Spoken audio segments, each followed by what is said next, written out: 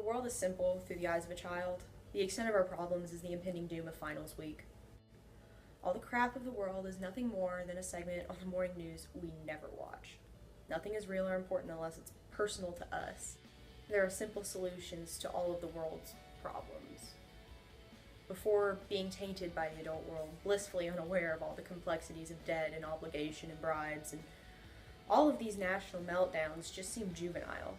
No, I've never experienced the thrill of a bill coming in the mail boasting my name. I've never been close to having to file bankruptcy or divorce. I don't have to opt out of going to the doctor because I can't afford it. So who am I? I'm a 16-year-old that is afraid of joining this world that is not so simple. I'm from a small town where you can make mistakes, forget things, or struggle a little, and people have your back. This isn't the kind of place where you leave your phone in the bathroom and somebody steals it. And I'm really afraid of leaving that kind of security. Opening my freshman history book, I see the beauty of this nation's origins, rebelling against a system that kept its people under its thumb. But from the ashes, a democracy was born. And boy, were we proud. We still are. There was a flag at every bank, most businesses, outside houses, and in every classroom in America. Every morning, like clockwork, all of the nation's children rise to pledge their allegiance to a flag and the country it stands for in the name of God. We are loud and entitled, and I never thought it was strange in the slightest. I thought every country had that many flags, and they did something similar to the pledge. It wasn't until an exchange student from Denmark explained how unique it was did it dawn on me that we are the only ones. Patriotism in America is something that is ingrained in you since your first day of school. It's only furthered by biased history classes that praise the genocide of peoples as the path to modern America. Like we're supposed to be thankful. We stand, we pledge. Land of the free and home of the brave. This phrase is sang before most sporting events and even used in things like hot dog commercials. I've had to write essays before about this line, as if we're the only free people, the only brave ones. We all feel better than everyone else because of this subliminal message. Speaking out against the actions of America or its government is a huge no-no. People are literally labeled terrorists and Nazis for being unhappy with the way of things and trying to change them. The funny thing is that these radicals hold the same opinion as most of the nation who remain silent. But every time someone has a real chance to change things, the media tears them to shreds, finding things on them to make them look evil or insane or like a traitor. They're crucified. These people become household names and not the good kind. It's like we all forgot the things they exposed that had us ready to pick up arms because we're so pumped full of their wrongdoings and are shamed into thinking that what they did was negative. We're being silly. We're like dogs, like, come on, follow the treat, forget the bowl of them right behind you now. You know what American bad words are? I know you do. These are the ones that people on TV can say. Muslim, gay, atheist, socialist, taxes, the Middle East. For a country so rooted in freedom for all, we sure seem to attack everything different. And when I say attack, I do mean it literally. Attack each other, attack the minorities, attack the foreigners, attack new ideas, attack the liberals, and last but not least, attack the radicals who uncover it all. All I'm saying is that from my basic and limited education, I know that there is supposed to be a separation of church and government. The American people have the right to speak their mind and follow whatever religion they please. I know that the government's sole purpose is to take care of its people. From my basic and limited education, I know that diplomacy is more efficient than war. Having food is better than not, and that as a country, we're very good at killing and deporting people. We tear families apart when a single mom of 3 kids born on U.S. soil is sent hundreds of miles away, back to a place so poor that she would rather risk her life running across the border than remain. And we get away with it. In God's name, in freedom's name, in America's name.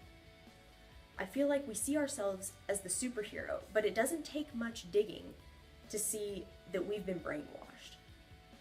Would I call myself a patriot? Do I love my country? There is a part of me afraid to say no. I look at the histories of other countries we spawned from, like England and France, and I realize we're a young country.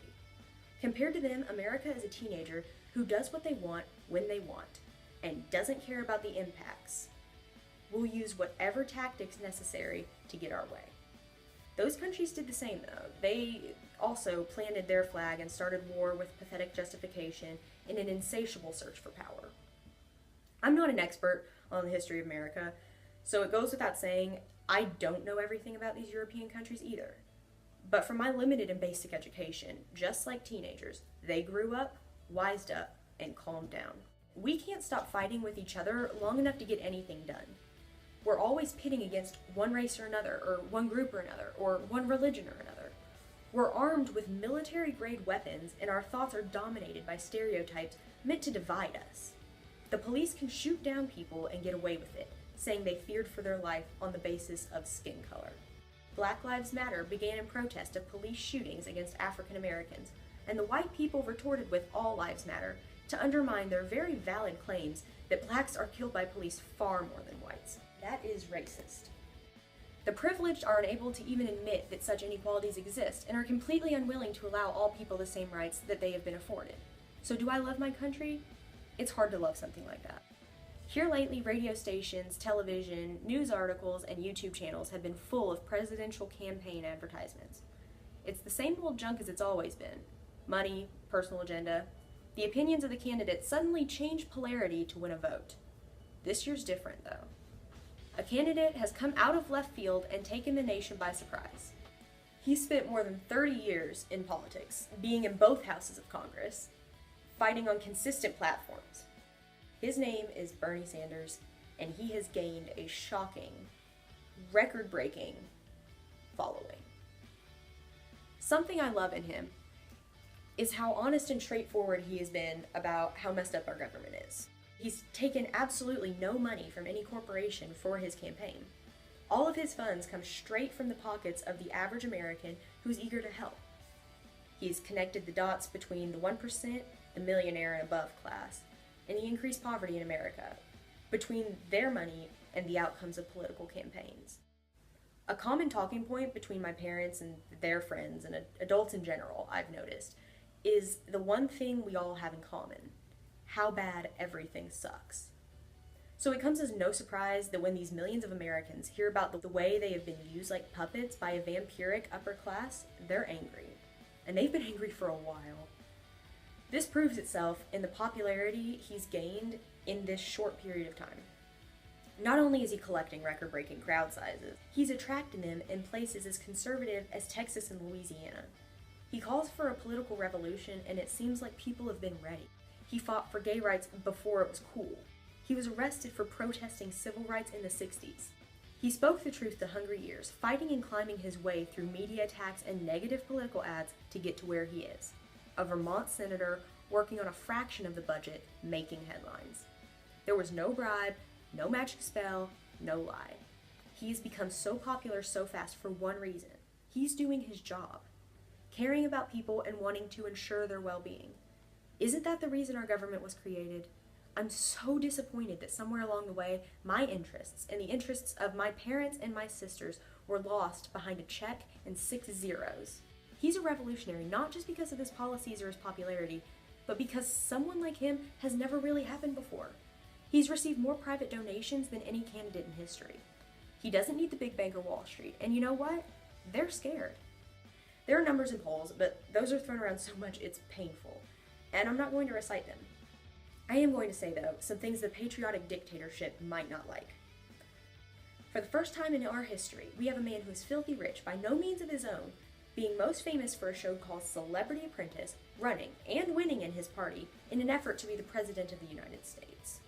We have a woman who can't make up her mind on what she believes for her life, lying straight to the public's face and people believing it. We have a man proud to be a democratic socialist who has moved people so much that citizens of other countries have flown in to aid his campaign, and he's the one they say will destroy America. And I'm terrified to my core that those tactics, the fear, the patriotism, that they'll work, and that he won't win. There comes a point in everyone's life where they transition from blissful ignorance to crushing consciousness, and I found myself powerless in the latter. I'm not old enough to vote, but my future is directly impacted by the outcome of this election. I stand by watching the tug of war. If Hillary wins, The banks and the big money will only get more power, and her reign of deceit will last for at least 4 years. God forbid Trump was to win. I would hit the prime of my life in a country sure to be at war due to his incompetent relation and compromise skills.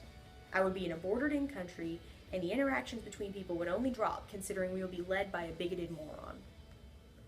But if Bernie wins, I'll be able to afford college. I'll be entitled to my health. I'll know that even if the going gets tough, I'll be taken care of because food, water, shelter, and healthcare are not privileges. They're rights. So am I patriotic? No. But I really hope that America will have grown up by the time I do. And to be quite honest, I really believe Bernie is the only hope. He will be that push that drags the child, kicking and screaming, into adulthood. And then maybe I'll be proud to be an American. Our job is not to divide. Our job is to bring people together. If we do not allow them to divide us up by race, by sexual orientation, by gender, by not allowing them to divide us up by whether or not we were born in America or whether we're immigrants, when we stand together as white, black, and Hispanic, and gay, and straight, and woman, and man, when we stand together and demand that this country works for all of us rather than the few, we will transform America. And that is what this campaign is about. It's bringing people together.